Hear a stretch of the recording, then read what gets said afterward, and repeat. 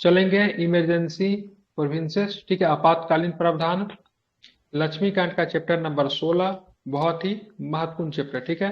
तो चलिए शुरू करेंगे। तो कुछ बेसिक चीजें हैं, सबसे पहले उसको जान लेते हैं। तो संविधान के भाग, ठीक है, संविधान के भाग 18 में अनुच्छेद 352 से लेकर 360 तक आपातकालीन प्रावधान उल्लेखित है, ठीक है।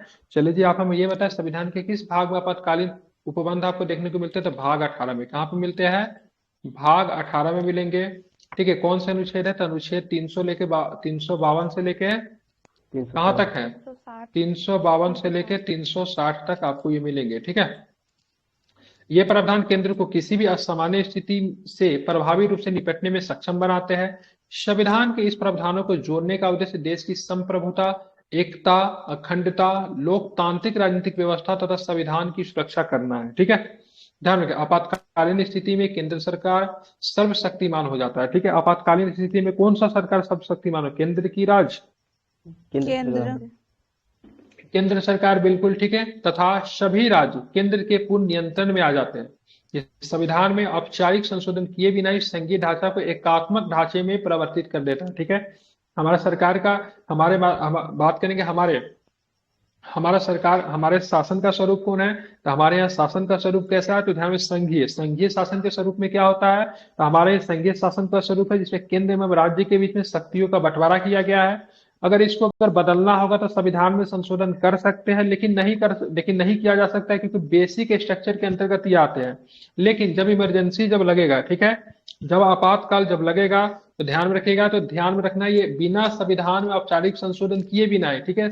यहाँ पे संघीय ढांचा को किस ढांचा में परिवर्तन हो जाता है? तो एकात्मक ढांचा में एकात्मक। परिवर्तन हो जाता है, ठीक है। सामान्य समय में राजनीतिक व्यवस्था का संघीय स्वरूप से आपातकाल में एकात्मक स्वरूप में इस प्रकार का परिवर्तन भारतीय संविधान की अद्वितीय विशेषता है, ठीक है। अगर पूछेगा सामान्य, ठीक है, ध्यान रखेंगे, ध्यान में रखना है आपको। तो सामान्य समय में, ठीक है, राजनीतिक व्यवस्था का संघीय स्वरूप से आपातकाल के समय में, ठीक है, एकात्मक स्वरूप में इस प्रकार का परिवर्तन भारतीय संविधान का अद्वितीय व्यवस्था है। सामान्य समय में, ठीक है, सामान्य समय में हमारे राजनीतिक व्यवस्था कैसा है? संघीय स्वरूप है। कैसा स्वरूप है? संघीय संघीय। स्वरूप है। लेकिन आपातकाल के समय में, ठीक है, हमारा राजनीतिक व्यवस्था कैसा स्वरूप ले लेता है? एकात्मक। एकात्मक। एकात्मक रूप लेता है, ठीक है। इसीलिए संघात्मक से एकात्मक में परिवर्तन जो होता है, ये हमारे संविधान का, ठीक है, अद्वितीय विशेषता बताया गया। इस परिप्रेक्ष्य में एक डॉक्टर भीमराव अम्बेडकर ने संविधान सभा में कहा था कि देखिए, अमेरिका सहित सभी संघीय व्यवस्थाएं संघवाद के कड़े स्वरूप में है, ठीक है, किसी भी परिस्थिति में ये अपना स्वरूप और आकार परिवर्तन नहीं कर सकती। दूसरी ओर भारत का संविधान समय एवं परिस्थिति के अनुसार एकात्मक एवं संघीय दोनों प्रकार का हो सकता है।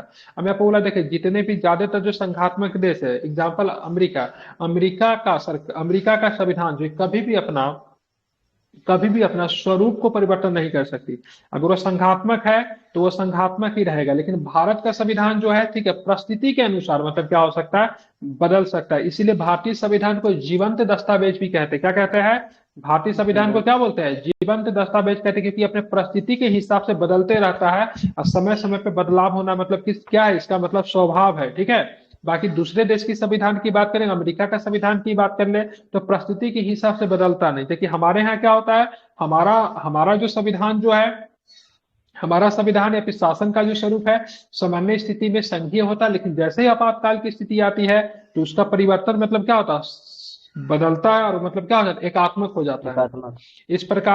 इस प्रकार निर्मित किया गया कि सामान्यतः यह संघीय व्यवस्था के अनुरूप कार्य करता है, परंतु आपातकाल में यह एकात्मक व्यवस्था के रूप में मतलब क्या करने लगता है? कार्य करने लगता है, ठीक है। संविधान में 3 प्रकार के आपातकाल को निर्दिष्ट किया गया। पहला, युद्ध, बाह्य आक्रमण और सशस्त्र विद्रोह के कारण। देखेंगे 352 कब लगेगा? तो 352 तब लगेगा जब युद्ध हो जाए, ध्यान में रखेंगे, बाह्य आक्रमण हो जाए या फिर सशस्त्र विद्रोह हो जाए। क्या हो जाए? युद्ध हो जाए, किसी भी देश के साथ युद्ध चल रहा है, बाह्य आक्रमण हो रहा है, ठीक है, या फिर मतलब सशस्त्र विद्रोह हो रहा था। ऐसे कंडीशन में मतलब क्या होगा? 352 लगेगा। ऐसे कंडीशन में क्या होगा? 352 लगेगा, ठीक है। इसको राष्ट्रीय आपातकाल के नाम से जाना जाता है। किंतु संविधान के इस प्रकार के आपातकाल के लिए आपातकाल की घोषणा वाक्य का प्रयोग किया गया, ठीक है। ध्यान रखिएगा, ये 352 में कौन सा आपातकाल? कौन सा राष्ट्रीय। आपातकाल? ये राष्ट्रीय राष्ट्रीय आपातकाल। आपातकाल। राष्ट्रीय आपातकाल, ठीक है, ध्यान रखेंगे, राष्ट्रीय आपातकाल, ठीक है, ध्यान रखेंगे, ठीक है। लेकिन देखिए संविधान में इसको क्या बोलते हैं? इसको बोलते हैं आपातकाल की घोषणा। आपातकाल की आपातकाल की घोषणा। घोषणा कहने का मतलब है 356, 360 नहीं, आपातकाल की घोषणा का मतलब कौन सा? राष्ट्रीय आपातकाल 352। 352 को कितने आधार पर लगाया जा सकता है? पहला, 3 आधार। युद्ध, युद्ध। दूसरा, बाह्य बाह्य आक्रमण, महाआक्रमण। और तीसरा, सशस्त्र विद्रोह। मतलब अपने देश के अंदर ही मतलब कोई ऐसा गुट खड़ा हो जाए जो कि मतलब सशस्त्र विद्रोह कर दे, तो ऐसे परिस्थिति में भी लगेगा। अब चलेंगे दूसरा क्या है, तो दूसरे कब लगेंगे? तो भाई राज्यों में संवैधानिक तंत्र की विफलता के कारण आपातकाल को राष्ट्रपति शासन के नाम से जाना जाता है। ये किसमें दिया गया था, क्या बताएंगे? अनुच्छेद 356। 356 में। 356 में। अनुच्छेद किसमें दिया गया? अनुच्छेद 356 के नाम से जाना जाता है।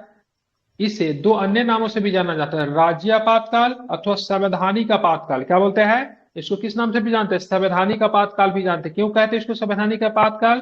क्योंकि राज्यों में संवैधानिक तंत्र की मतलब क्या हो जाती है? विफलता हो जाती है। ठीक है, ध्यान रखेंगे। किंतु संविधान ने इस स्थिति के लिए आपातकाल शब्द का प्रयोग नहीं किया गया। इसको संविधान में आपातकाल नहीं बोलते, इसको क्या बोलते हैं? राष्ट्रपति शासन कहते हैं। क्या बोलते हैं इसको? राष्ट्रपति शासन कहते हैं। ठीक है, ध्यान रखेंगे। ठीक है, या फिर राज्य आपातकाल, इसे संवैधानिक आपातकाल कहा जाता है, लेकिन आपातकाल मूलतः इसको नहीं कहते। आपातकाल तो 352 को ही कहते हैं। ठीक है, आपको पता है अमेरिका में आपातकाल कैसा लगता है? जान के अचरज होगा, वहां पे राष्ट्रपति या फिर संसद वगैरह के द्वारा आपातकाल की घोषणा नहीं होती। वहां पे न्यायालय के द्वारा आपातकाल की घोषणा होती है। ठीक है, ध्यान रखिए, न्यायालय के द्वारा। ठीक है, वहां पे कोर्ट जो होता है वो मतलब आपातकाल की घोषणा करती है। ठीक है, मतलब बहुत ही बुरे परिस्थिति में वहां पे आपातकाल लग सकता है, ऐसा आपातकाल लगाने का जल्दी प्रावधान नहीं है। भारत के वित्तीय अस्तित्व अथवा साख के खतरे के कारण अधिरोपित आपातकाल। ठीक है, वित्तीय आपातकाल होता है जो कि अनुच्छेद 360 में मतलब क्या है? वित्तीय आपातकाल। वित्तीय आपातकाल है। ठीक है, अब चलेंगे राष्ट्रीय आपातकाल। राष्ट्रीय आपातकाल किस आर्टिकल्स में? 352। 352 में। ठीक है, क्या है 352 में? राष्ट्रीय की बात हो रही, किसमें? 352 में। ठीक है, अब घोषणा के आधार क्या क्या हो सकता है? राष्ट्रीय आपातकाल के घोषणा के आधार क्या होगा? यदि भारत की अथवा इसके किसी भाग की सुरक्षा को युद्ध अथवा बाह्य आक्रमण अथवा सशस्त्र विद्रोह के कारण खतरा उत्पन्न हो जाए, तो अनुच्छेद 352 के अंतर्गत राष्ट्रपति राष्ट्रीय आपात की घोषणा कर सकता है। राष्ट्रपति राष्ट्रीय आपातकाल की घोषणा वास्तविक युद्ध अथवा बाह्य आक्रमण अथवा सशस्त्र विद्रोह से पहले भी कर सकता है, यदि वह समझे कि इनका आशंक खतरा है। ठीक है, तो ऐसा नहीं कि हो जाएगा तभी करेगा। ठीक है, राष्ट्रपति पहले भी कर सकते, क्या कर सकते हैं? पहले भी कर सकते हैं। नहीं, जब उनको लगेगा से ऐसा स्थिति उत्पन्न होने वाली है तो वो ऐसा घोषणा कर सकते हैं। ठीक है, उनको बस लग जाना चाहिए ऐसा होने वाला है। ठीक है, ऐसा नहीं कि हो जाएगा तब तो होगा ही। अगर देश में सशस्त्र विद्रोह हो जाए, बाहरी आक्रमण का खतरा हो जाए, बाहरी आक्रमण हो जाए या फिर युद्ध शुरू हो जाए, तो ऐसे कंडीशन में 352 तो लगेगा ही। लेकिन राष्ट्रपति को अगर ये भी लग जाएगा तो भाई साहब ये होने की संभावना है, तो वैसे कंडीशन में भी 352 राष्ट्रपति के द्वारा लगाया जा सकता है। ठीक है, राष्ट्रपति युद्ध, बाह्य आक्रमण, सशस्त्र विद्रोह अथवा आशंक खतरे के आधार पर विभिन्न उद्घोषणाओं भी जारी कर सकता है, चाहे उसने पहले में कोई उद्घोषणा की हो या ना की हो, ऐसी उद्घोषणा लागू हो। यह प्रावधान 1975 के 38वें संविधान संशोधन अधिनियम के द्वारा जोड़ा गया। मतलब राष्ट्रपति युद्ध, बाह्य आक्रमण, सशस्त्र विद्रोह अथवा आशंक खतरे के आधार पर विभिन्न उद्घोषणाएं भी जारी कर सकता है, चाहे उसने पहले से कोई उद्घोषणा की हो या ना की हो, या ऐसी उद्घोषणा लागू हो। यह प्रावधान 38वें संविधान संशोधन 1975 के द्वारा अधिनियम के द्वारा जोड़ा गया था।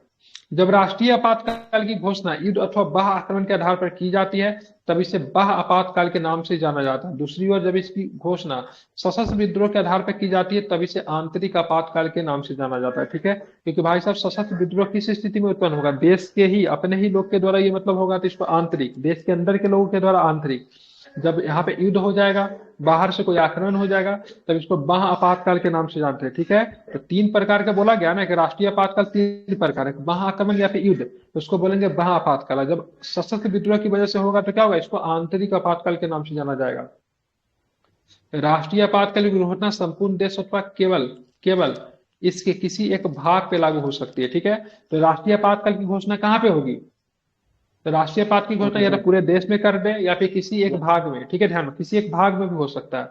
1976 में 42वें संविधान संशोधन नियम ने राष्ट्रपति को भारत के किसी विशेष भाग पर राष्ट्रपति शासन लागू करने का अधिकार प्रदान किया गया। अगर पूछा जाएगा के लिए बताए किस संविधान संशोधन के तहत, ठीक है, भारत के किसी विशेष भाग पे, ठीक है, राष्ट्रीय आपातकाल लागू करने का अधिकार प्रदान किया गया, तो 42वां संविधान संशोधन 1976 के द्वारा प्रारंभ में संविधान ने, ठीक है, राष्ट्रीय आपातकाल के तीसरे आधार के रूप में आंतरिक गड़बड़ी का प्रयोग किया था। वही आंतरिक गड़बड़ी को क्या बोल दिया? सशस्त्र विद्रोह। कौन सा? ध्यान में, सशस्त्र विद्रोह। ठीक है, कौन सा रखा गया यहाँ पे था ना, यहाँ पे, ठीक है, क्या बोलते हैं इसको? हाँ, सशस्त्र विद्रोह। क्या था यहाँ पे? तो सशस्त्र विद्रोह। ठीक है, सशस्त्र, ठीक है, क्या था? सशस्त्र विद्रोह। ठीक है, ध्यान में रखेंगे। ठीक है, प्रयोग किया गया था, किंतु यह शब्द बहुत ही अस्पष्ट और विस्तृत अनुमान वाला था। अतः 1978 में 44वें संविधान संशोधन अधिनियम द्वारा आंतरिक गड़बड़ी शब्द को सशस्त्र विद्रोह शब्द से विस्थापित कर दिया। ठीक है, तो आंतरिक गड़बड़ी शब्द, ठीक है, ये कौन सा शब्द बन गया? सशस्त्र विद्रोह। सशस्त्र विद्रोह। अतः अब आंतरिक गड़बड़ी के आधार पर आपातकाल की घोषणा करना संभव नहीं है। ठीक है, जैसा कि 1975 में इंदिरा गांधी के नेतृत्व वाली कांग्रेस सरकार ने किया था। मान लीजिए सरकार का विरोध कोई कर रहा है, मान लीजिए कोई सरकार का विरोध ही कर रहा है, तो सरकार इसको समझेगा अपने खिलाफ और बोलेगा भाई साहब आंतरिक गड़बड़ी की स्थिति हो गई है, इमरजेंसी लगा दो। ठीक है, जैसा कि 1975 में इंदिरा गांधी के नेतृत्व वाली कांग्रेस सरकार ने किया था, इसीलिए 1978 में 44वां संविधान संशोधन किया गया जनता पार्टी के सरकार के द्वारा। बोला गया भाई साहब आंतरिक गड़बड़ी शब्द जो है ना काफी अधिक जो है ना अस्पष्ट, इसको हटाओ, इसके जगह पे कौन सा शब्द लाओ? सशस्त्र विद्रोह लाओ। ठीक है, किंतु राष्ट्रपति राष्ट्रीय आपातकाल की उद्घोषणा केवल मंत्रिपरिषद के लिखित सिफारिश होने पे ही कर सकता है। ठीक है, पहले राष्ट्रपति जो थे 1975 के समय जो, ठीक है, मंत्रिपरिषद, ठीक है, सलाह देने पर भी, ठीक है, मंत्रिपरिषद मौखिक रूप से सलाह देने पे भी राष्ट्रपति घोषणा कर देते थे। लेकिन अब इमरजेंसी लगाने के लिए, ठीक है, अब इमरजेंसी लगाने के लिए राष्ट्रपति को क्या देना पड़ेगा? तो लिखित रूप से मतलब देना पड़ेगा। ठीक है, मंत्रिपरिषद को क्या देना, मंत्रिमंडल को क्या देना पड़ेगा? लिखित रूप से सिफारिश देना पड़ेगा। मंत्रिपरिषद नहीं, मंत्रिमंडल। ठीक है, लिखित रूप से राष्ट्रपति से सिफारिश करेंगे, तब जाके राष्ट्रपति, ठीक है, आपातकाल की घोषणा करेंगे। ठीक है, इसका तात्पर्य यह है कि आपातकाल की घोषणा केवल मंत्रिमंडल की सहमति से ही हो सकती है, न कि मात्र प्रधानमंत्री के सलाह से। ठीक है, पहले प्रधानमंत्री के सलाह से हो जाता था। 1975 में प्रधानमंत्री इंदिरा गांधी ने बिना मंत्रिमंडल की सलाह के राष्ट्रपति को आपातकाल की घोषणा करने की सलाह दी और आपातकाल लागू करने का मंत्रिमंडल को इस घटना के बारे में बताया। ठीक है, पहले तो मतलब क्या किया, प्रधानमंत्री ने मतलब फखरुद्दीन अली अहमद को फोन किया, अहमद साहब देश में आंतरिक गड़बड़ी उत्पन्न हो गई है, आंतरिक अशांति उत्पन्न हो गई है, आप क्या करो, आपातकाल लगा दो। अहमद साहब बेचारे मतलब क्या थे, असम से शायद आते थे, प्रोफेसर वगैरह थे, उन्होंने सोचा ना समझा, आ गई इंदिरा गांधी के बाद में उन्होंने आपातकाल की घोषणा कर दी। लेकिन बाद में देखा गया ये तो मतलब बहुत ही गड़बड़ चीज है। तो जब मोरारजी देसाई की जब सरकार बनी, तो उस सरकार ने सोचा कि इन शब्द को बदलना चाहिए, आंतरिक अशांति को जगह पे सशस्त्र विद्रोह किया, ये लिख दिया से भाई साहब प्रधानमंत्री कहने पे राष्ट्रपति आपातकाल की घोषणा नहीं करेंगे, मंत्रिमंडल को लिखित रूप से देना पड़ेगा। ठीक है, क्योंकि प्रधानमंत्री ने, ठीक है, आपातकाल लगने के बाद मंत्रिमंडल को इसको सूचना दी थी।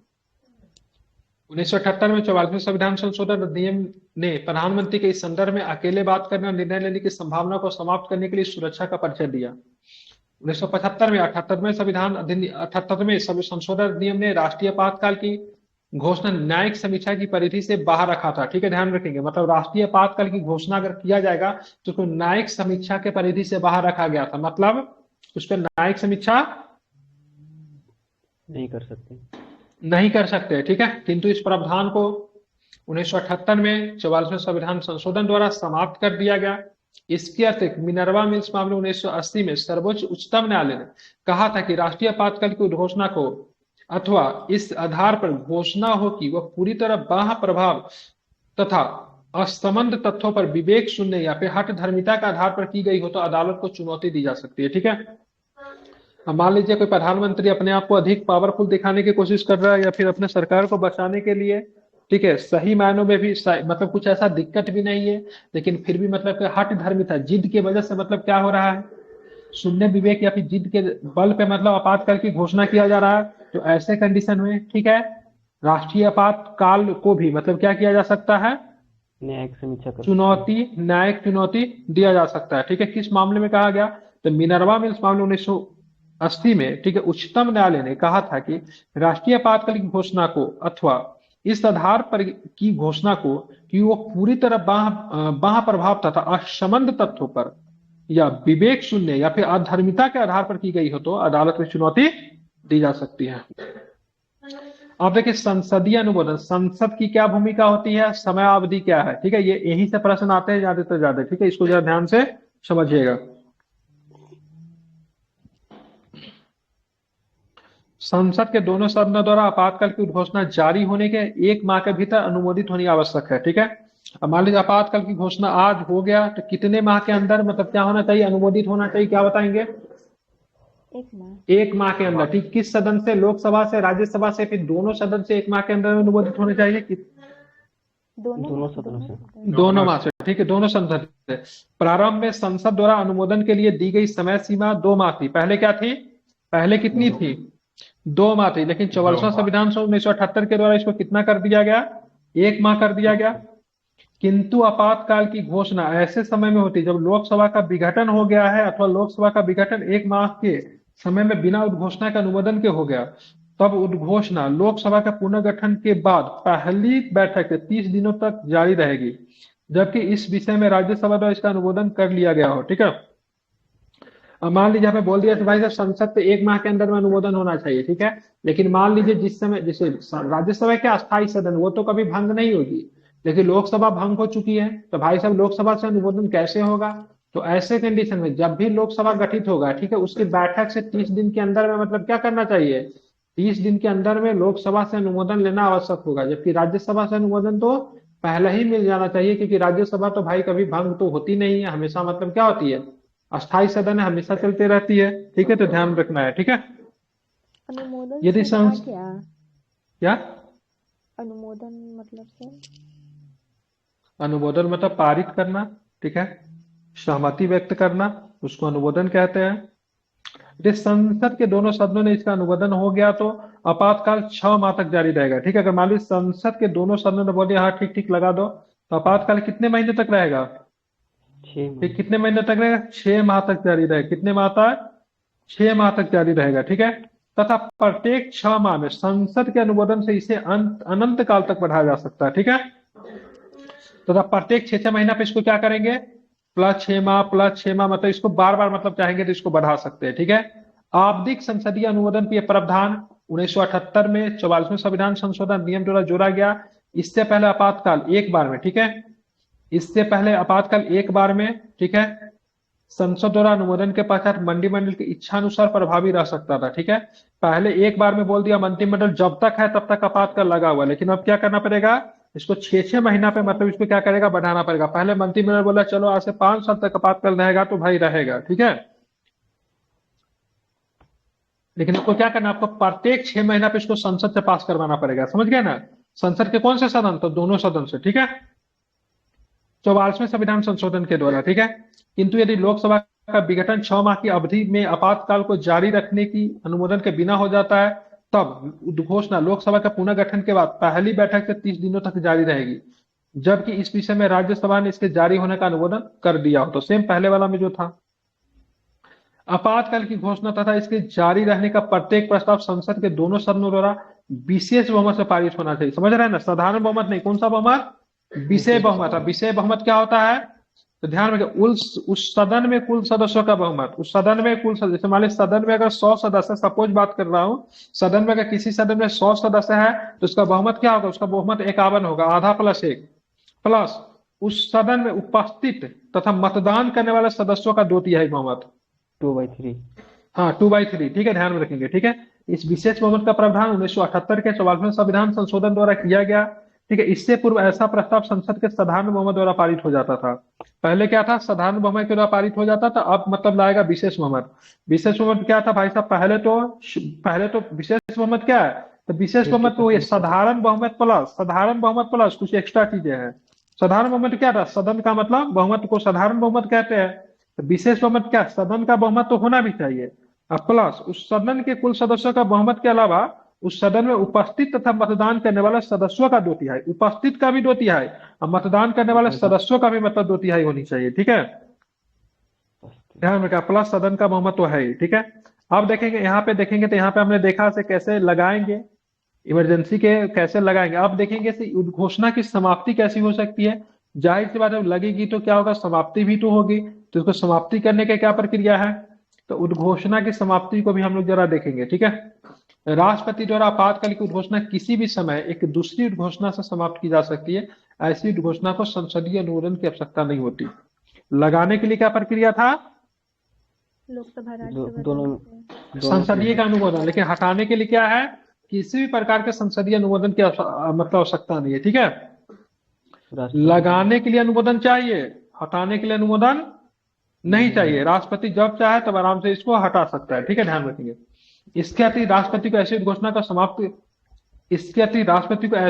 का समाप्त कर देना आवश्यक है जब लोकसभा इसके जारी रहने के अनुमोदन का प्रस्ताव निरस्त कर दे। ठीक है, अब मान लीजिए जब लोकसभा ही बोल दे तो भाई साहब अब इसको जारी नहीं रखना है, इस अनुमोदन को निरस्त करना चाहिए, तो फिर राष्ट्रपति को मतलब इसको हटा देना पड़ेगा। ठीक है, ये सुरक्षा उपाय थी 1978 में 44वें संविधान अधिनियम द्वारा पेश किया गया था। संशोधन से पहले राष्ट्रपति किसी उद्घोषणा को अपने विवेक से समाप्त कर सकता था तथा लोकसभा को इस संदर्भ में कोई नियंत्रण नहीं था। ठीक है, तो यह सुरक्षा उपाय थी 1978 में 44वें संविधान संशोधन द्वारा पेश किया गया था।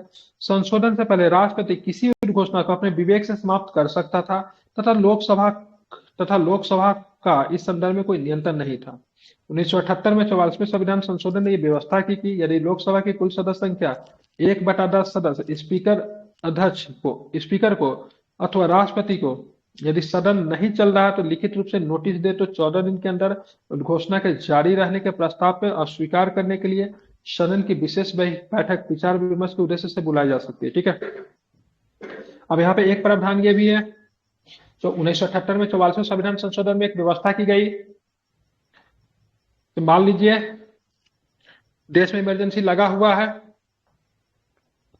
लेकिन संसद चाहता है देश में इमरजेंसी ना लगा हो तो सदन की सदस्यता का 1/10। ठीक है, मतलब क्या, एक तरह से कोरम हो गया। ठीक है, सपोज कह रहे हैं। ठीक है, कोरम 1/10। ठीक है, मतलब मान लीजिए संसद की सदस्यता कितने 550 प्लस है ना, तो 55 सदस्य। ठीक है, स्पीकर अथवा राष्ट्रपति को यदि सदन नहीं चल रहा है तो लिखित रूप से नोटिस दे तो 14 दिन के अंदर में उद्घोषणा के जारी रहने के प्रस्ताव को अस्वीकार करने के लिए सदन की विशेष बैठक विचार विमर्श के उद्देश्य से बुलाई जा सकती है। उद्घोषणा का स्वीकार करने के लिए प्रस्ताव, उद्घोषणा के जारी रहने के अनुमोदन के प्रस्ताव निम्न दो तरह से भिन्न होते हैं। क्या क्या होंगे? तो पहला केवल लोकसभा से ही पारित होना आवश्यक है, जबकि दूसरे को संसद के दोनों सदनों से पारित होने की आवश्यकता होगी। अब देखिए, उद्घोषणा का अस्वीकार करने का प्रस्ताव और अनुमोदन के प्रस्ताव किस तरह से भिन्न था? अस्वीकार करने का प्रस्ताव तो दोनों ध्यान में रखेंगे, केवल लोकसभा से चला गया तो चलो ठीक है, अस्वीकार केवल लोकसभा में कर सकता है। ठीक है, राज्यसभा की कोई भूमिका नहीं है। लेकिन लगाने के लिए मतलब क्या करना पड़ेगा? दोनों के दोनों सदन। ठीक है, इसकी प्रक्रिया कठिन है, मतलब हटाना आसान है, लगाना क्या है? कठिन है। जैसे राष्ट्रपति क्या करता है, नॉर्मली सीधे चाहेंगे तो हटा सकते हैं, लेकिन लगाने के लिए दोनों सदन से जाना पड़ेगा, विशेष बहुमत से करवाना पड़ेगा। तो लगाना क्या है? कठिन है, हटाना क्या आसान है। पहले को केवल साधारण बहुमत से स्वीकार किया जाता है, जबकि दूसरे को विशेष बहुमत से स्वीकार किया जाता है। अब हटाने के लिए कौन सा बहुमत? साधारण। लगाने के लिए कौन सा बहुमत? विशेष बहुमत। तो भाई इमरजेंसी लगेगा तो अच्छा बात थोड़ी ना है, इसलिए लगाने की प्रक्रिया को कठिन कर दिया। और हटा रहा है तो अच्छा बात है, तो हटाने की प्रक्रिया को क्या किया? आसान बना दिया। ठीक है, ध्यान रखेंगे। तो हटाने के लिए साधारण बहुमत, लगाने के लिए विशेष बहुमत। हटाने के लिए केवल लोकसभा हटा सकती है, लगाने के लिए दोनों के दोनों सदन। ठीक है, बहुत जरूरी है। ठीक है, अब आते हैं, आप देखें राष्ट्रीय आपातकाल के प्रभाव क्या पड़ेंगे। राष्ट्रीय आपातकाल के बहुत सारा प्रभाव हो सकता है। एक मिनट रुकिएगा जरा।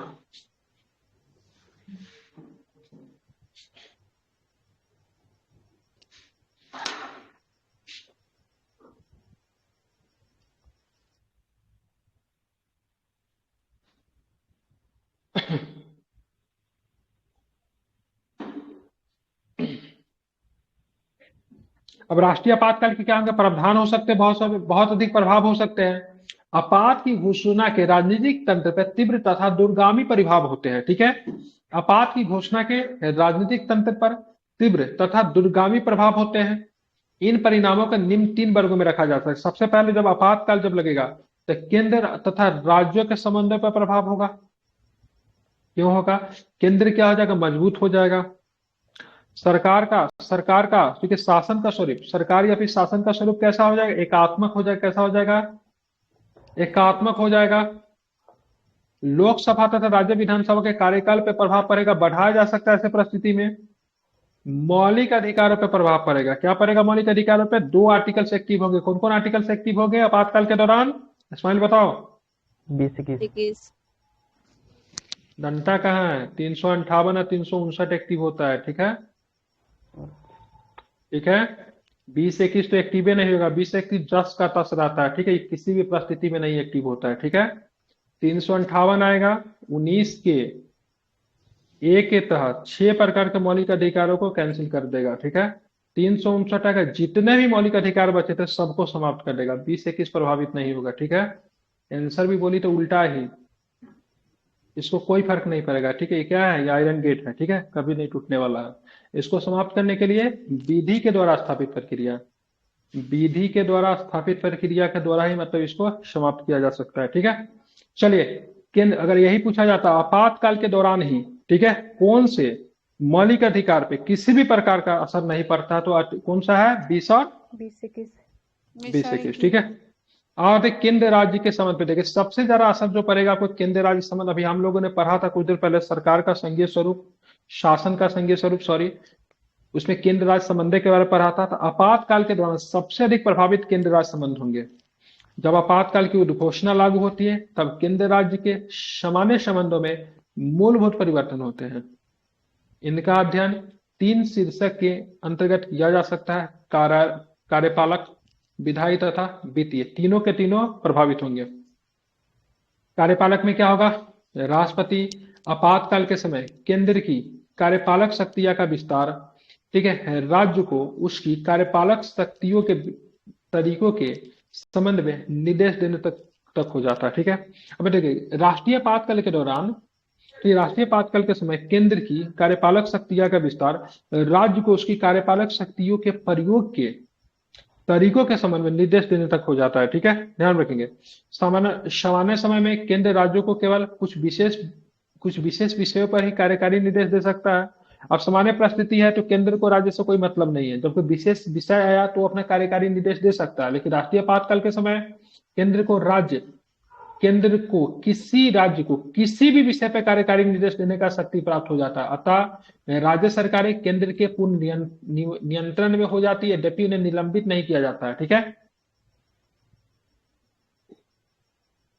राज्य सरकार का निलंबन नहीं होता, लेकिन फिर भी राज्य सरकार नाम मात्र के रह जाती है, केंद्र के अधीन हो जाती है, ठीक है। जबकि हमारे यहाँ शासन का स्वरूप सिंघी है, जिसके अंतर्गत क्या कहा गया? राज्य भी स्वतंत्र है और केंद्र भी स्वतंत्र है, नहीं। लेकिन ऐसे परिस्थिति में क्या होता है? राज्य स्वतंत्र नहीं रह पाता है। अब बताइए, विधायी देखेंगे तो राष्ट्रीय आपातकाल के समय संसद को राज्य सूची में वर्णित विषय पर कानून बनाने का अधिकार प्राप्त हो जाता है। अब राज्य सूची के विषय पे कौन कानून बनाए? तो भाई साहब, राज्य सूची के विषय पे राज्यों को कानून बनाने का अधिकार है कि नहीं है? जी सर। लेकिन जब राष्ट्रीय आपातकाल लगेगा तो ये विधायी सब्जेक्ट है, विधायी मतलब कानूनी प्रक्रिया है। ऐसे प्रक्रिया में राज्य सूची के विषय पे राज्यसभा को कानून बनाने का मतलब संसद को कानून बनाने को अधिकार हो जाता है। यद्यपि किसी राज्य की विधायिका की विधायी शक्तियों को निलंबित नहीं किया जाता, यह संसद की असीमित शक्ति का प्रभाव है। अतः केंद्र तथा राज्य के मध्य विधायी शक्तियों को सामान्य वित्तन का निलंबन हो जाता है। सामान्य वित्तन क्या है? मतलब केंद्र जो है संघ सूची के विषय पे कानून बनाएगा, राज्य जो है राज्य सूची के विषय पे कानून बनाएगा। लेकिन अब क्या हो रहा है ऐसे कंडीशन में? राज्य सूची के विषय पे भी संसद कानून बना दे रहा है। तो दोनों का सामान्य वित्तन जो किया गया, जो 7वीं अनुसूची में सामान्य वित्तन जो किया, 3 प्रकार का सूची का आपको देखने को मिलता है, तो उससे मतलब क्या होगा? बहुत ही ज्यादा मतलब क्या होगा? परिवर्तन हो जाता है, ठीक है। यद्यपि राज्य की विधायिका निलंबित नहीं होती है। संक्षेप में संविधान संघीय की जगह पे मतलब क्या, कौन सा स्वरूप धारण कर लेता है? संघीय से हमारा संविधान क्या होता है? ट्रांसफॉर्म होकर क्या बन जाता है? तो हमारा सरकार संघीय से मतलब कैसा हो जाता है? संघीय से मतलब क्या? एकात्मक हो जाता है, ठीक है। संसद द्वारा आपातकाल में राज्य के विषयों पर बनाए गए कानून आपातकाल की समाप्ति के बाद 6 माह तक प्रभावी रहते हैं। ये ध्यान रखें, इंपॉर्टेंट है। अब संसद जो कानून बना दिया, संसद ने राज्य सूची के सब्जेक्ट पे कानून बना दिया, राज्य सूची का कोई विषय है उसमें संसद ने कानून बना दिया, तो कानून इमरजेंसी के समाप्त होने के कितने दिनों तक प्रभावी रहेगा? 6 माह तक। कितने माह तक? 6 माह तक रहेगा, ठीक है, ध्यान रखिएगा। जब राष्ट्रीय आपात की उद्घोषणा लागू होती है तब यदि संसद का सत्र नहीं चल रहा तो राष्ट्रपति राज्य सूची के विषय पर अध्यादेश जारी कर सकता है। अब मान लीजिए संसद का सत्र नहीं चल रहा है, राष्ट्रीय आपातकाल लग गया, अब संसद का सत्र नहीं चल रहा है, अब राज्य सूची के विषय पे कानून बनाना है। तो भाई साहब कानून जब नहीं बनेगा तो कानून का एक चलता पड़ता छोटा बम, कानून पूरा बम तो अध्यादेश का छोटा बम है, ठीक है। अध्यादेश जारी करने का अधिकार किसके पास है? राष्ट्रपति के पास, 1, 2, 3 में। तो राष्ट्रपति जो है, हाँ 1, 2, 3 वही मैंने बोला, राष्ट्रपति जो है राज्य सूची के विषय पे क्या कर सकता है? अध्यादेश जारी कर सकता है, क्योंकि उस समय सदन नहीं चल रहा है, संसद नहीं चल रहा है, ठीक है। तो राज्य सूची के विषय पे अध्यादेश जारी किया जा सकता है राष्ट्रपति के द्वारा। इसके अतिरिक्त संसद राष्ट्रीय आपातकाल के परिणाम स्वरूप केंद्र अथवा इसके अधिकारियों का तथा पदाधिकारियों को संघ सूची से बाहर के विषयों पर इसके विस्तृत अधिकार क्षेत्र के अंतर्गत बनाए गए कानूनों को लागू करने की शक्ति तथा कर्तव्य प्रदान कर सकता है। 1976 में 42वें संविधान संशोधन द्वारा व्यवस्था की गई कि उपरोक्त वर्णित 2 परिणाम कार्यकारी तथा विधायी का केवल आपातकाल लागू होने वाले राज्य तक ही नहीं वरन किसी अन्य राज्य में भी विस्तार हो सकता है। अब जैसे बोला से भाई साहब राष्ट्रीय आपातकाल एक किसी राज्य में लगा सकते हैं, किसी फिक्स स्थान पे लगा सकते हैं, या फिर मतलब किसी निश्चित राज्य में लगा सकते हैं, फिर संपूर्ण भारत में लग सकता है, ठीक है। लेकिन यहाँ पे जो बोला है कार्यकारी तथा विधायी का केवल आपातकाल लागू होने वाले राज्य तक ही नहीं सीमित रहेगा वरन अन्य राज्य में भी इसका विस्तार हो सकता है। तो हमने देखा से भाई साहब कार्यकारी शक्तियां राज्यों का किस प्रकार से प्रभावित होगी, फिर देखा से विधायी शक्तियां किस प्रकार से प्रभावित होगी, एक राज्यों का वित्तीय शक्तियां भी होता है, वित्तीय शक्तियां भी बहुत अधिक तक प्रभावित हो जाएगी इमरजेंसी के दौरान। वित्तीय कैसे होगा? जब राष्ट्रीय आपातकाल की घोषणा लागू होने तक राष्ट्रपति केंद्र तथा राज्य के मध्य करों के संवैधानिक वितरण को संशोधित कर सकता है। इसका तात्पर्य है कि राष्ट्रपति केंद्र तथा राज्यों को दिए जाने वाला धन को कम अथवा समाप्त कर सकता है। ऐसे संशोधन उस वित्तीय वर्ष की समाप्ति तक जारी रहते हैं जिसमें आपातकाल समाप्त हो जाता है। राष्ट्रपति ऐसे प्रत्येक आदेश को संसद के दोनों सदनों के सभापतियों पर रखा जाना आवश्यक है, ठीक है। अब मान लीजिए वित्त आयोग क्यों बना था भाई? तो वित्त आयोग का काम क्या है? तो केंद्र एवं राज्यों के बीच में करों का बंटवारा करना। मान लीजिए कर का बंटवारा हो रहा है, 100 रुपया कर है, राज्यों को 40 रुपया दिया जा रहा है, केंद्र के पास 60 रुपया दिया जा रहा है। अब राष्ट्रीय आपातकाल लग गया, अब राष्ट्रपति वित्त आयोग को निर्देश जारी करेगा क्या? क्योंकि वित्त आयोग किसे रिपोर्ट देती है? प्रेसिडेंट को रिपोर्ट करती है। तो राष्ट्रपति बोलेगा देखो राष्ट्रीय आपातकाल लग गया, दिक्कत चल रहा है बहुत ज्यादा, युद्ध भी हो रहा है, युद्ध में पैसा खर्चा हो रहा है, तो मंत्रिमंडल के तरफ से निर्देश आया है राज्य को पैसा कम दो। तो कितना कम दे? राज्यों को पहले 40 देता, अब उसको 20 दो, क्या करो अब इसको 80 दो। या फिर बोलेगा से सुनो केरल का पूरा पैसा ही बंद कर दो, ठीक है। अब केरल को क्या होगा? जब तक राष्ट्रीय आपातकाल लगा रहेगा उस मतलब क्या होगा? 1 रुपया भी नहीं मिलेगा, 0 पैसा भी कर सकता है, कमा भी सकता है, ठीक है। तो इस तरीके से राज्यों के वित्तीय अधिकार भी क्या होता है? आपातकाल के लागू होने पे क्या होते हैं? प्रभावित होते हैं। क्या होते हैं? प्रभावित। लेकिन ये जो चीजें जो रखी जाएगी, ये जो राष्ट्रपति का जो आदेश जो होगा दोनों सभा के पटलों पे रखा जाना आवश्यक है। राष्ट्रपति के ऐसे प्रत्येक आदेश को संसद के दोनों पटलों पे रखना जाना आवश्यक है, ठीक है, ध्यान में रखेंगे। क्लियर? आप चलेंगे लोकसभा तथा राज्य विधानसभा के कार्यकाल पर भी प्रभाव पड़ता है। कैसे पड़ेगा? तो ऑलरेडी हम लोग जानते हैं, लेकिन फिर भी चर्चा कर लेते हैं। जब राष्ट्रीय आपातकाल की उद्घोषणा लागू होने तब लोकसभा के कार्यकाल इसके सामान्य काल 5 वर्ष से आगे संसद के द्वारा विधि बनाकर एक समय में कितने वर्ष के लिए बढ़ाए जा सकते हैं? 1 वर्ष के लिए। जब राष्ट्रीय आपातकाल की उद्घोषणा लागू होने तक लोकसभा का कार्यकाल इसके सामान्य कार्यकाल क्या इतना होता है? सामान्य कार्यकाल 5 वर्ष होता है, उससे आगे संसद के द्वारा विधि बनाकर बढ़ाया जा सकता है ना। 1 वर्ष के लिए कितने भी समय तक, ठीक है, कितने भी समय तक बढ़ाया जाए, 2, 3, 4, 5 कितने भी समय तक। किंतु यह विस्तार आपातकाल की समाप्ति के बाद 6 महीने से ज्यादा नहीं रहेगी। लेकिन जब मान लिया आपातकाल समाप्ति हो जाएगा तो ये विस्तार 6 माह से ज्यादा तक नहीं होगी। उदाहरण से 5वीं लोकसभा 1971 से 1977 तक कार्यकाल को 2 बार 1-1 वर्ष के लिए बढ़ाया गया था, ठीक है। 71 से लेकर कब समाप्त हो जाना चाहिए? 76 में समाप्त हो जाना चाहिए, लेकिन इसको 2 बार बढ़ाया गया। 76, 77 मतलब 2 बार तक, मतलब 2 बार एक समय के लिए, मतलब कार्यकाल को 2 बार एक समय में, ठीक है, 1 वर्ष के लिए बढ़ाया गया था, ठीक है, ध्यान रखेंगे। इसी प्रकार राष्ट्रीय आपात के समय संसद किसी राज्य विधानसभा का कार्यकाल 5 वर्ष प्रत्येक बार 1 वर्ष के लिए, ठीक है। इसी प्रकार राष्ट्रीय आपात के समय, ठीक है, संसद किसी राज्य विधान सभा का कार्यकाल, जो कि सामान्य स्थिति 5 वर्ष का होता है, प्रत्येक बार 1 वर्ष के लिए कितने भी समय तक बढ़ा सकती है, जो कि आपातकाल की समाप्ति के बाद अधिकतम 6 माह तक नहीं रहेगी। ठीक है, ध्यान में रखेंगे। मूल अधिकारों से हमने आपसे प्रश्न पूछा था, जब मूल अधिकारों पर प्रभाव पड़ता है, अनुच्छेद 358 एवं अनुच्छेद 359 राष्ट्रीय आपातकाल के मूल अधिकार को प्रभाव का वर्णन करते हैं। ठीक है, कौन कौन से? 358 और 359। अनुच्छेद 358 अनुच्छेद 19 के द्वारा दी गई मूल अधिकारों का निलंबन से संबंधित अनुच्छेद 19 में 6 प्रकार का स्वतंत्रता का वर्णन किया गया है। ठीक है, तो 6 प्रकार का स्वतंत्रता का वर्णन जो अनुच्छेद 19 में किया गया, उसको अनुच्छेद 358 के तहत मतलब क्या किया जा सकता है? समाप्त किया जा सकता है, निलंबित किया जा सकता है। जबकि अनुच्छेद 359 अन्य मूल अधिकारों का निलंबन करती है, लेकिन 20 तथा 21 को छोड़कर। ठीक है, 20 तथा 21 के द्वारा जो प्रदत्त अधिकार जो है उसको छोड़ के ये 2 प्रावधान नियमानुसार वर्णित किए गए हैं।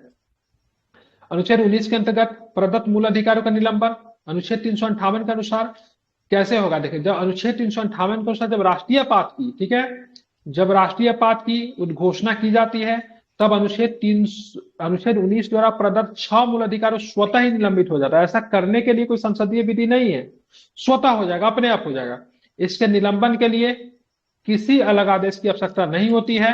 जब राष्ट्रीय आपातकाल की उद्घोषणा होगी, तब राज्य अनुच्छेद 19 द्वारा लगाए गए प्रतिबंधों से स्वतंत्र हो जाता है। अब भाई साहब, अनुच्छेद 19 किसके ऊपर प्रतिबंध है? स्वतंत्रता तो लोगों को देता है, तो भाई लोगों को देता है स्वतंत्रता, तो किससे स्वतंत्रता देता है? राज्यों से स्वतंत्रता देता है। तो राज्यों से स्वतंत्रता देता है, तो लोग जब स्वतंत्र है तो राज्य क्या हो जाएगा? तो राज्य मतलब क्या हो जाएगा? प्रतिबंध हो जाएगा। तो राज्यों को अपने प्रतिबंध से मुक्त कर देता अनुच्छेद 19 के प्रतिबंधों से राष्ट्रीय आपातकाल के दौरान राज्य जो होते क्या होते हैं? मुक्त हो जाते हैं। ठीक है, दूसरे शब्दों में अनुच्छेद 19 द्वारा प्रदत्त 6 मूल अधिकारों को कम करने अथवा हटाने के लिए कानून बना सकता है अथवा कोई कार्यकारी निर्णय ले सकता है।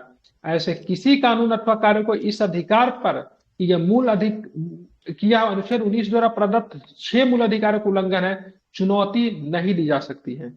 जब राष्ट्रीय आपातकाल समाप्त हो जाता है तो अनुच्छेद 19 स्वतः पुनर्जीवित हो जाता है, मतलब स्वतः समाप्त होता है लगने पे और स्वतः पुनर्जीवित भी हो जाता है तथा प्रभाव में आ जाता है। आपातकाल के बाद अनुच्छेद 19 के विपरीत बना कोई कानूनी प्रभावी हो जाता है। मतलब मान लीजिए आपातकाल के दौरान अनुच्छेद 19 के क्षमता को कम करने के लिए कुछ कानून अगर बना दिया, तो जैसे आपातकाल समाप्त होगा वो स्वतः ही मतलब क्या होगा? निष्प्रभावी हो जाएगा। कौन हो जाएगा? क्योंकि भाई साहब मौलिक अधिकार के खिलाफ अगर कोई कानून बनाएंगे तो अनुच्छेद 13 उसको निष्प्रभावी करने के लिए है ना। मौलिक अधिकार के विरोध में बना हुआ कोई भी कानून को निष्प्रभावी करने के लिए क्या अनुच्छेद 13 है कि नहीं है? तो आपातकाल के बाद अनुच्छेद 19 के विपरीत बना कोई कानून अगर बना है तो सबके सब क्या होगा? अप्रभावी हो जाएगा। ठीक है, इफेक्टिव नहीं रहेगा। किंतु आपातकाल के समय हुई किसी चीज का प्रतिकार भरपाई नहीं होता है, या यहां तक आपातकाल के बाद भी। ठीक है, अगर मान लीजिए किसी का अधिकार का हनन हुआ है तो उसको बोलेंगे साहब इमरजेंसी हट गया, आप उस अधिकार को हमको पूरा कर दीजिए, उसको भरपाई कर दीजिए, तो नहीं होगा। न तो आपातकाल के दौरान होगा और न तो आपातकाल के बाद भी उस अधिकार का भरपाई किया जा सकता है। समझ गए ना? किसी का अधिकार बाधित हुआ है तो बाद में आपातकाल खत्म होने के बाद ये चुनौती नहीं दे सकता है तो मेरा अधिकार बाधित हुआ था, अब आपातकाल समाप्त हो गया, अब हमको उस अधिकार से फिर से हमको दे दीजिए, नहीं मिला था उस समय, तो ये नहीं हो सकता। ठीक है, इसका तात्पर्य है कि आपातकाल में किए गए विधायी तथा कार्यकारी निर्णयों को आपातकाल के बाद भी चुनौती नहीं दी जा सकती है। Point to be noted. ठीक है, 1978 में 44वें संविधान संशोधन अधिनियम ने 358 की संभावना पर 2 प्रकार के प्रतिबंध लगा दिया। प्रथम, अनुच्छेद 19 द्वारा प्रदत्त 6 मूल अधिकारों को युद्ध अथवा ठीक है बाह्य आक्रमण के आधार पर घोषित आपातकाल में निलंबित किया जा सकता है। बोला से देखो, और 358 लगा के 19 में जो 6 प्रकार के जो स्वतंत्रता जो दिया गया है उसको इमरजेंसी के दौरान समाप्त कर दे तो ठीक है, कर दे तो ठीक है, कोई बात नहीं है, लेकिन सशस्त्र विद्रोह के आधार पर नहीं करोगे। 352 में 3 प्रकार का इमरजेंसी का प्रावधान किया गया ना, बाह्य आक्रमण, युद्ध और सशस्त्र विद्रोह। तो 352 जब लगेगा तो आर्टिकल्स 19 के 6 प्रकार का मूल अधिकार प्रभावित कम होंगे जब बाह्य आक्रमण हो जाए या फिर क्या हो जाए? युद्ध हो जाए, तब होंगे। ठीक है, 2 प्रकार के आधार पे ही ठीक है 358 के तहत ठीक है। 19 की में जो 6 प्रकार के, जो 19 के ए में जो 6 प्रकार के जो अधिकार है, इसको निलंबन किया जा सकता है। मतलब सशस्त्र विद्रोह, ठीक है, सशस्त्र विद्रोह के आधार पे नहीं किया जा सकता है। समझ गए? क्लियर? पहले तीनों आधार पे था। पहले तो इसको बोला गया भाई आंतरिक अशांति। पहले सशस्त्र विद्रोह का नाम क्या था? आंतरिक गड़बड़ी। आंतरिक अशांति। तो पहले इसको समाप्त करने के लिए बाह्य आक्रमण, युद्ध और आंतरिक अशांति के आधार पर 19 का एज आता था, नहीं। लेकिन अब 1978 में क्या कर दिया गया? तो आंतरिक अशांति के आधार पे तो भाई नहीं, मतलब आंतरिक अशांति नाउ चेंज इनटू सशस्त्र विद्रोह। सशस्त्र विद्रोह के आधार पे तो नहीं जाएगा। दो आधार होंगे इसको जाने का। कौन कौन? बाह्य युद्ध। बाह्य युद्ध। बिल्कुल, बाह्य आक्रमण और मतलब क्या हो जाएगा? युद्ध के आधार पे, ठीक है। समझ गए? न कि सशस्त्र विद्रोह के आधार पर। दूसरे शब्दों में अगर बात, केवल उन विधियों को जो आपातकाल से संबंधित है चुनौती नहीं दी जा सकती, तथा ऐसी विधियों के अंतर्गत दिए गए कार्यकारी निर्णयों को भी चुनौती नहीं दी जा सकती है। अन्य मूल अधिकार का निलंबन कैसे होगा? और भी बहुत सारे मूल अधिकार हैं, 14, 15, 16, 17, 18, 29 सब में मूल अधिकार है कि नहीं? भरा पड़ा है सब में। तो उसके लिए 359 लगेगा। अनुच्छेद 359 राष्ट्रपति को आपातकाल में मूल अधिकारों का निलंबन करने के लिए न्यायालय में जाने के अधिकार को निलंबित करने के लिए अधिकृत करता है। अब 359 देखिए, अब यहाँ पे देखेंगे, मूल अधिकार पे संशोधन करने का अधिकार संसद को है। मूल अधिकारों का निलंबन करने का अधिकार राष्ट्रपति के पास है, ध्यान रखिएगा। अब मूल अधिकारों का निलंबन करने का अधिकार जो राष्ट्रपति का अधिकार है, इस अधिकार को जर्मनी के वाइमर रिपब्लिक से लिया गया है, ठीक है, ध्यान रखेंगे। आपातकालीन प्रावधान हमारे संविधान में 1935 के एक्ट से लिया गया है, ठीक है। लेकिन अगर राष्ट्रपति के द्वारा मूल अधिकार का निलंबन करने का अधिकार वाइमर रिपब्लिक से लिया गया है। और यहाँ पे राष्ट्रपति के पास यह भी अधिकार होता है, मूल अधिकारों का निलंबन जब होगा तो कोई भी व्यक्ति कोर्ट नहीं जाएगा, ठीक है। राष्ट्रपति को इसके खिलाफ मतलब क्या दिया? पावर दिया गया है। अतः 359 के निलंबन, अतः 359 के अंतर्गत मूल अधिकार नहीं अपोति उनका लागू होना निलंबित हो जाता है, ठीक है। समझ रहे हैं ना? मतलब 359 में मूल अधिकार निलंबन नहीं होता है, अब उसको लागू नहीं करवा सकते हो भाई। लागू करने का अधिकार किसके पास? मूल अधिकार का लागू करने का अधिकार किसके पास? कोर्ट के पास होता है। मूल अधिकार को अगर मान लीजिए आपका मूल अधिकार से आपका कोई मूल अधिकार छीनेगा, तब कहां जाओगे? राष्ट्रपति के पास जाओगे कि कोर्ट में जाओगे? कहां जाओगे? कोर्ट में जाएंगे, बिल्कुल। तो यहाँ पे जैसे राष्ट्रपति के पास ये अधिकार हो जाता है, ऐसे 359 के अंतर्गत मूल अधिकार को ना वो मतलब ना निलंबित कर देते हैं। तो निलंबित कर देते हैं मतलब कहाँ निलंबित कर? न्यायालय जाने के अधिकार को निलंबित कर। मूल अधिकार बना हुआ रहता है, लेकिन मूल अधिकार अगर आपका हनन हो भी जाता है तब उसको लागू नहीं करवा सकते। तो ऐसा मूल अधिकार कौन काम का? नहीं। आपको मूल अधिकार दे ही दिए। अब दुनिया में सबसे ज्यादा मूल अधिकार किस देश के संविधान में पता है आपको? चीन के संविधान में सबसे ज्यादा मूल अधिकार है। और चीन के संविधान में मूल अधिकार दे दिया, मूल के अधिकार को लागू करने का कोई तरीका ही नहीं दिया। हमारे यहाँ है ना 332 है, 226 है, मूल अधिकार के लागू कराने के लिए सारे विधियां तो है दिया हुआ है ना। मतलब चीन के संविधान में क्या किया? मूल अधिकार दे दिया। मतलब होता है ना किसी एक मोबाइल फोन को दे देना, मोबाइल फोन को मतलब लॉक करके दे देना, आप खेलते रहो उसको लेकर, नाम का है, कोई काम का नहीं है। तो वही है। तो 359 के अंतर्गत क्या होता है? मूल अधिकार समाप्त नहीं होते हैं, बल्कि इसको लागू कराने के अधिकार को प्रतिबंधित कर दिया जाता है, निलंबित कर दिया जाता है राष्ट्रपति के द्वारा, ठीक है। कोर्ट जाने से रोक देता है। हाँ, कोर्ट जाने से रोक देता है। वास्तविक रूप में ये अधिकार जीवित रहते हैं, केवल इनके तहत उपचार निलंबित हो जाता है। उपचार निलंबित क्या? संवैधानिक उपचारों का अधिकार, आर्टिकल्स 32 है कि नहीं। तो उपचार निलंबित हो जाते हैं, मतलब 32 और 226 के तहत आपका मूल अधिकार का निलंबन हो गया तो आप कोर्ट नहीं जाओगे, ठीक है, ध्यान में रखेंगे, ठीक है। यह निलंबन उन्हीं मूल अधिकारों से संबंधित है जो कि राष्ट्रपति के आदेश में वर्णित होते हैं। इसके अतिरिक्त यह निलंबन आपातकाल की अवधि अथवा आदेश में वर्णित अल्पावधि हेतु लागू हो सकते हैं, और निलंबन का आदेश पूरे देश अथवा किसी भाग पर लागू किया जा सकता है। इसे संसद की मंजूरी के लिए प्रत्येक सदन में प्रस्तुत करना होता है, ठीक है। संसद की मंजूरी लेना पड़ता है, ध्यान में रखिएगा, ठीक है। जबकि ये वाला जो है 19 की वाला जो है स्वतः ही लागू हो जाता है, ठीक है। जब राष्ट्रपति का आदेश प्रभावी रहता है तो राज्य उस मूल अधिकार को रोकने या हटाने के लिए कोई भी विधि बना सकता है या कार्यकारी कदम उठा सकता है, ठीक है, ध्यान रखेंगे। मतलब राज्य को यह भी अधिकार हो जाता है तो मूल के अधिकार को रोकने के लिए, हटाने के लिए कोई विधि बना ले। ऐसी किसी भी विधि का कार्य को उस आधार पर चुनौती नहीं दी जा सकती कि संबंधित मूल अधिकार को सामने नहीं रखता। ऐसे किसी आदेश की अवधि समाप्त होने पर संबंधित विधि को मूल अधिकार के समान ही समाप्त माना जाएगा, ठीक है। ध्यान रखेंगे। अब जैसे देखें, ऐसे किसी आदेश की अवधि समाप्त होने पर संबंधित विधि को मूल अधिकार के समान ही समाप्त माना जाएगा, परंतु इस आदेश के द्वारा बनाई गई विधि के अंतर्गत किए गए कार्य को इस आदेश के समाप्त होने के बाद कोई उपचार उपलब्ध नहीं होगा। ठीक है। अब राज्य ने कोई कानून बना दिया, राष्ट्रपति का आदेश पारित है, मतलब कोई कोर्ट जा ही नहीं सकता, तो राज्य जो मूल अधिकार के खिलाफ में कोई कानून बना दिया, ठीक है, मूल अधिकार के खिलाफ में कोई कानून बना दिया, तो मूल अधिकार के खिलाफ में कोई कानून बना दिया, इस अधिकार के प्रयोग करके राज्य ने किसी भी प्रकार का काम किया है, तो उस कानून को, इस कानून के आधार, इस कानून को टारगेटेड करते हुए जब कब क्या होगा, 352 जब समाप्त होगा तो कोर्ट आप नहीं जा सकते भाई साहब उस समय ऐसा हो गया जब 352 लगा होता तो 352 समाप्त होगा, पहले की स्थिति को पुनः सही कर दीजिए, ध्यान तो नहीं होगा। ठीक है, इसकी भरण पूर्ति नहीं किया जा सकता, नहीं खाना पूर्ति नहीं कर सकते। ठीक है, ध्यान रखेंगे। मतलब जिस समय 352 लगा हुआ था, राज्य ने किसी प्रकार का कानून बनाया, उस कानून के आधार पर किसी भी व्यक्ति का मूल अधिकार का हनन हुआ, अब 352 समाप्त हो गया, तो वो व्यक्ति ये चैलेंज नहीं कर सकता तो उस समय मेरे साथ ऐसा हुआ था, उसका क्षतिपूर्ति किया जाए। ठीक है, ध्यान रखेंगे।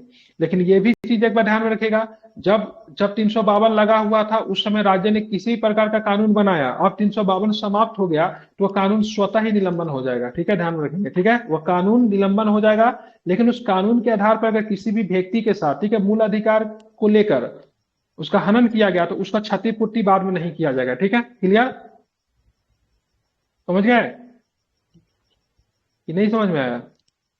जी सर। नहीं समझ में आ रहा, फिर से समझा देता हूँ। ठीक है, ध्यान रखिएगा, फिर से समझा रहा हूँ, समझिए, इसको इंपॉर्टेंट है।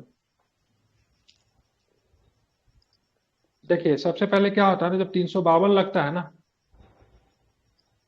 जब 352 लगता है तो दो आर्टिकल्स एक्टिव होते हैं, 358 एक्टिव होते हैं, एक 359 एक्टिव होते हैं। तो 358 एक्टिव होते ही ना, 358 जब एक्टिव होता है ना, तो 19 के ए में 6 प्रकार का अधिकार जो दिया गया, ए भी 19 के ए में 1 2 3 करके 6 प्रकार का अधिकार, ये स्वतः ही समाप्त हो जाता है, किसी प्रकार की प्रक्रिया की लागू करने की आवश्यकता नहीं होती, क्योंकि 359 में थोड़े प्रक्रिया दिया गया है। ठीक है, 359 अधिकार जो होता है निलंबन नहीं होता है, बना हुआ रहता है। ठीक है, बस ये अधिकार के उपचार लोगों का समाप्त हो जाता है, मतलब इसको लागू कराने के लिए न्यायालय नहीं जा सकते। ठीक है, दूसरी बात, राष्ट्रपति के आदेश के द्वारा इस कानून को लागू कराने के लिए न्यायालय नहीं जा सकते, तो राज्य कभी कभी, ठीक है, मूल अधिकार के खिलाफ में कोई कानून को बना देती है। जब मूल अधिकार के खिलाफ में कोई कानून को बनाएगी तो जाहिर सी बात है किसी भी लोगों का मौलिक अधिकारों का हनन होगा, और जब मौलिक अधिकारों के जब लोगों का हनन हुआ और जब 352 जब समाप्त हो गया, तो वो व्यक्ति ये चैलेंज नहीं कर सकता है जिस समय देश में इमरजेंसी लगा हुआ था तो हमारा मौलिक अधिकार को हनन हो गया, अब उसको फिर से हमको पहले में जो जितना 2 साल तक हनन हुआ है तो 2 साल वाला सारा चीज अब हमको दे दीजिए, तो नहीं होगा। ठीक है, पीछे का कोई भी चीज नहीं होगा जब 352 समाप्त हो जाएगा तब भी। लेकिन अगर कोई कानून बना है, ठीक है, हाँ, भरपाई नहीं होगा। ठीक है, कोई कानून बना है, इमरजेंसी के दौरान कोई कानून बना है, अब इमरजेंसी समाप्त हो गया तो कानून अपने आप क्या हो जाएगा, समाप्त हो जाएगा। ठीक है, यही समझा रहे थे।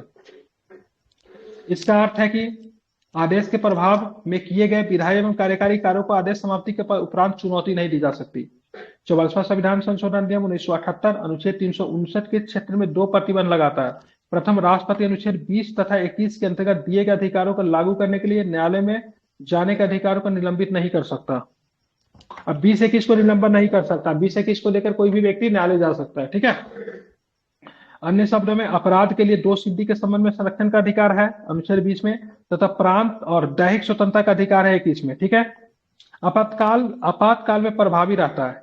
द्वितीय, केवल उन्हीं विधियों को चुनौती से संरक्षण प्राप्त है जो आपातकाल से संबंधित है, उन विधियों एवं कार्यों को नहीं जो कि इसके तहत अथवा बनाए गए। ठीक है, ध्यान रखेंगे। ठीक है, यहाँ पर समझिएगा, द्वितीय, केवल उन्हीं विधियों को चुनौती से संरक्षण प्राप्त है जो आपातकाल से संबंधित है, उन विधियों को कार्यों को नहीं जो कि इसके लिए अथवा बनाएगा। मान लीजिए 352 के जब 352 लगा तो कुछ राज्य सरकार ने कुछ विधि बना दी, मौलिक अधिकार को कम करने के लिए राज्य सरकार ने कुछ विधि बना दी, तो राज्य सरकार ने जो विधि बनाई दी उसके खिलाफ लोग न्यायालय में जा सकते हैं। ठीक है, क्योंकि विधि पहले से संविधान में वर्णित नहीं है, समझ रहे हैं ना? जी जी सर। राज्य सरकार ने कोई विधि बना दी उल्टा सीधा, उसके खिलाफ लोग न्यायालय जा सकते हैं। ठीक है, ध्यान रखिए। बाकी 359 के तहत जो फंडामेंटल राइट को निलंबन करने का अधिकार जो दिया गया है उसके खिलाफ नहीं जा सकते। कि 359 को समाप्त करने के लिए राज्य सरकार ने कोई विधि बना दी उल्टा सीधा, तो उसके खिलाफ लोग जा सकते हैं। लेकिन 2021 के तहत 2021 समाप्त भी नहीं होगा, तब 2021 को लेकर न्यायालय जाया जा सकता है। ठीक है, ध्यान में रखेंगे, ये इंपॉर्टेंट था इसलिए इसको समझना। कल के क्लास में क्या देखेंगे, अनुच्छेद 358 और 359 में अंतर देखेंगे। ठीक है, बहुत बढ़िया चैप्टर है ये, एग्जाम में इसे प्रश्न भी आता है। आई होप समझ में आ गया, कोई दिक्कत है? मेंस में भी आता है सर। बिल्कुल, मेंस में भी आता है।